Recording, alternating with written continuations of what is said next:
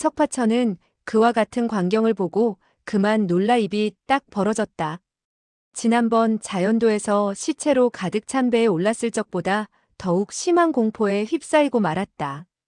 그 배는 시체들로 가득 찬 것에 불과하지만 지금은 펄펄 살아날 뛰던 사람들이 바로 자기 눈앞에서 죽어가고 있는 것이다. 그런데도 그로서는 그들이 급사를 맞은 것인지 아니면 귀신에 홀린 것인지 분간이 가지 않았다. 문득 그는 그 사람들이 자기의 독장이 무섭다고 외친 것을 상기하고 손바닥을 펼쳐보았다.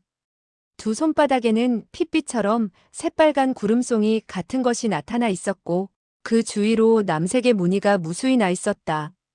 매우 선명하고 아름다운 밝은 빛깔이었다. 장삼과 이사와 결이 형제로 맺어지기 전에 붉은 반점과 파란 점들이 돋아나 있었다. 그때는 무척 희미했었는데 어느덧 구름송이 모양의 붉은 점과 파란 무늬로 변해 있는 것이다. 잠시 손바닥을 들여다보던 석파천은 속이 메스꺼움을 느꼈다. 자기의 두 손바닥이 독사의 백가죽이나 지네의 등줄기로 변한 것 같았다. 거기다가 비릿한 냄새와 더불어 기이한 향내 같은 것도 풍기고 있었다. 그는 독사를 보듯 징그러운 것을 느끼고 손바닥을 내리고 고개를 돌려 장삼과 이사를 돌아보았다. 두 사람은 차분한 얼굴빛으로 옹기조식을 하고 있었고 그들의 머리 위로 피어오르는 김 같은 기체는 더욱 짙어져 갔다. 장삼의 어깨 쪽지에는 여전히 철차가 꽂혀 있었다. 큰형님의 어깨에 박힌 철차를 뽑아드려야겠구나. 석파천은 급히 장삼에게 다가서며 철차를 가볍게 쥐었다. 이어 기운을 약간 주어 뽑자 철차는 뽑혔으나 새빨간 피가 상처에서 분수처럼 흘러내렸다. 석파천은 재빨리 상처 부위를 누르는 동시에 자기의 옷자락을 찢어 상처를 싸맸다. 이때 장삼은 길게 숨을 들이마시며 나직이 말했다. 소영제, 자네는 내 말대로 해주게나 느릿하고도 띄엄띄엄 힘이 없는 한마디였다. 그는 이사와 비슷한 정도로 중독되었다. 그러나 어깨의 상처에서 많은 피가 흘러나오자 독기운이 적지 않게 해소되었다. 석파천은 급히 고개를 끄덕였다. 부러져. 큰형님께서는 어서 분부하십시오. 장삼은 말했다. 너의 왼손을 나의 등 뒤에 있는 영태열에 갖다 대라. 그는 숨을 몰아쉬더니 띄엄띄엄 한참이 걸려 옹기행공하는 법과 몸 안에 축적된 도끼를 몸 밖으로 몰아내는 방법을 이야기했다. 당부하는 말을 끝내자 그의 이마에서는 땀이 비오듯 흘러내리고 안색은 금방이라도 피가 번져 나올 것처럼 시뻘개졌다. 석파천은 조금도 망설일 수 없다고 판단하고 그가 분부한 대로 그의 윗옷을 벗기고 오른손은 그의 전중혈에 왼손은 그의 영태혈에 갖다 댔다. 왼손으로 내력을 주입하는 동시에 오른손으로 흡수하는 방법을 써야 했던 것이다. 아니나 다를까? 차 한 잔이 식는 시간이 지나자 한 가닥 뜨겁고도 신라처럼 가느다란 기운이 자기의 오른쪽 손바닥으로 스며드는 것을 느꼈다. 한참 도끼를 빨아내고 있을 때 갑자기 발자국 소리와 더불어 10여 명이 달려들어왔다. 모두 철차를 들고 있었다. 이들은 밖에서 지키고 있었는데 오랜 시간이 흘러도 소식도 없고 교대를 하러 오는 사람도 없어 안으로 들어오게 된 것이다. 그들은 들어온 즉시 총타주와 형제들이 모두 시체가 되어 나뒹굴어져 있는 것을 발견했다. 깜짝 놀란 그들은 그때서야 석파천과 장삼 그리고 이사가 땅바닥에 앉아 있으며 중상을 입고 웅기하여 상처를 치료하고 있다는 것을 알아차렸다. 다음 순간 그들은 일제히 함성을 지르며 세 사람을 향해 철차로 찔러왔다. 석파천은 몸을 일으켜 그들을 상대하려고 했다. 한데 그들은 겨우 세 사람이 있는 곳과 일장쯤 되는 곳에 달려왔을 뿐 갑자기 몸을 휘청거리더니 맥없이 픽픽 쓰러지는 게 아닌가. 쓰러지는 즉시 꼼짝도 하지 않고 일어설 줄도 몰랐다. 석파천은 너무나 놀라 심장이 목구멍으로 튀어나올 것만 같은 느낌을 받았다. 그는 떨리는 음성으로 장삼에게 하소연했다. 큰형님, 이 밀실에 악귀가 있는 모양입니다. 빨리 이곳을 떠나야지요. 장삼은 고개를 가로저었다. 그는 이때 복통이 그리 심하지 않았다. 독이 반쯤 해소된 것이다. 너는 똑같은 방법으로 둘째 형님에게 그렇게 해주어야겠다. 석파천은 순순히 대답했다. 예, 예. 그는 여전히 장삼이 가르쳐준 방법으로 이사의 몸 안에 있을 독을 빼냈다. 이때 그의 손바닥으로 스며드는 것은 차가운 기운이었다. 한식경이 지나자 이사는 몸 안의 독기가 감소되고 복통이 누그러졌다. 석파천은 다시 장삼의 독을 빨아냈다. 이렇게 하기를 각기 3번씩 하게 되자 두 사람의 독이 완전히 가셔진 것은 아니었지만 활동하는 데 지장은 없는 듯 하였다. 원래 그들은 그 독기로 공력을 증진시키고자 했던 바라 천천히 독을 융화시켜 나가면 되었다. 이윽고 두 사람은 일어서서 주위를 살폈다. 온통 시체가 널려 있는 것을 보고 또 조금 전의 광경을 떠올리자 새삼 몸이 오싹해지는 것을 금할 수 없었다. 두 사람은 석파천이 자기네들 몸의 독을 빨아내면서 많은 독이 그의 몸으로 스며들게 되었을 것이라고 생각했다. 따라서 그들은 석파천의 몸에 스며든 독을 제거하려고 했다.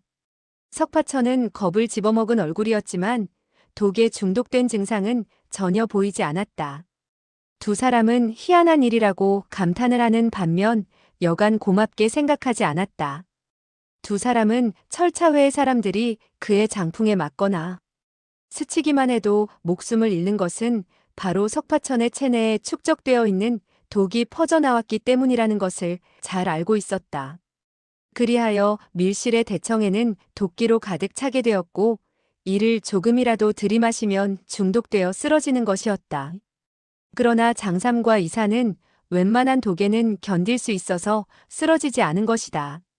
장삼은 대청 안을 한번 살펴보고 모든 것을 짐작했으나 설명하려면 복잡한 일이라고 생각하자 아무 말도 하지 않고 앞장을 서서 밖으로 나갔다. 둘째와 셋째, 우리 가세. 이사와 석파천도 말없이 그의 뒤를 따랐다. 그들이 지하 통로를 벗어나자 수십 명의 철차를 든 장정들이 초가집 안을 기웃거리고 있었다. 문득 세 사람이 나오는 것을 본 그들은 일제히 다가오며 호통 쳐물었다. 총타주는 어째서 보이지 않소? 장삼은 웃으며 말했다. 안에 있네. 앞장을 섰던 사람이 다시 질문을 던졌다. 그렇다면 당신들은 어째서 먼저 나왔소? 장삼은 웃으며 말했다. 나도 모르겠으니 자네가 들어가 보게나. 그는 그 장정의 멱살을 덥석 잡고 지하도로 던져버렸다. 나머지 사람들은 깜짝 놀라 소리를 지르며 그들에게 덤벼들었다. 장삼은 피하지도 않고 오는 족족 붙잡아서는 뒤로 던졌다. 상대방이 아무리 대항하거나 피하려 하더라도 그의 손길에서 벗어나지 못했다. 석파천은 장삼이 한 번 손을 뻗쳤다 하면 한 사람씩 움켜잡으며 전혀 실수하는 적이 없자 속으로 여간 놀라지 않았다. 큰형님의 무공이 저토록 고강하구나. 예전에 본 고수 가운데 큰형님과 같은 사람은 없었다. 이사는 뒷짐을 지고 서 있을 뿐 앞으로 나아가 도와주려고 하지 않았다. 장삼은 10여 명을 내던진 후 여러 장정들의 등 뒤로 돌아가더니 가장 멀리 있는 사람을 잡으면서 차츰 뭇장정들을 지하 땅굴 쪽으로 몰았다. 누군가 외쳤다. 후퇴하라. 이어 그들은 급히 지하도 안으로 도망을 쳤다. 석파천은 다급하여 부르짖었다. 아니, 그 안으로 들어가지 마시오. 위험하오. 그들은 석파천의 말을 고지 들으려고 하지 않았다. 철차회 장정들은 순식간에 땅굴 속으로 사라졌다. 그렇지 않아도 장삼과 이사가 중독되어 복통을 일으킨 일을 위시해서 지금 철차회의 남은 무리들을 지하 땅굴로 몰아넣는 일 등 처음부터 잇따라 의문을 느끼고 있던 석파천은 입을 열었다. 큰형님, 그리고 둘째 형님. 이때 장삼이 갑자기 부르짖었다. 저기 누가 오고 있군. 석파천은 뒤돌아보았다. 그러나 아무도 눈에 띄지 않았다. 아니, 누가 온다고 그러시지요? 장삼은 대답하지 않았다. 그는 다시 머리를 돌렸다가 깜짝 놀라고 말았다. 장삼과 이사는 간 곳도 없이 사라지고 보이지 않았던 것이다. 마치 둔갑술이라도 부려서 사라진 것 같았다. 그는 놀란 음성으로 외쳤다. 큰형님, 둘째 형님, 어디 계십니까? 몸을 숨긴 사람이 대답을 할 리가 없었다. 그는 어떻게 할 바를 모르고 초가집을 하나하나 돌아보며 찾아다녔다. 예닐곱 집을 뒤져보았으나 장삼과 이사는 보이지 않았다. 이미 해가 중천에 떠올라 있어 응당 따뜻한 감을 느껴야 하겠으나 마을 곳곳에 시체만 널려 있으니 참담하고 으스스하기만 했다. 썰렁하니 혼자 남게 된 그는 그만 소름이 끼치는 것을 느끼고 소리를 지르며 줄다름쳐 그 마을에서 빠져나오고 말았다. 곧장 10여리 길을 달려나온 후 속도를 늦추었다. 그리고 다시 손바닥을 펴서 살피니 손바닥에 붉은 구름과 같은 흔적과 남색 무늬는 이미 반쯤 사라지고 보이지 않았다. 처음처럼 구역질이 심하게 나지 않자 약간 마음이 놓인 그는 천천히 걸음을 옮겼다. 그가 내공을 돋우지 않아 약주로 인한 도끼가 경맥을 따라 체내에 스며들게 되었고 이후부터는 매일 내공을 연마하는 데 따라 극독이 점차 감소되면서 그의 공력으로 화하게 되어 49일을 지낸 이후에야 독성이 모조리 사라진다는 사실을 그는 물론 모르고 있었다. 반나절을 걸어 그는 양자강가에 도달했다.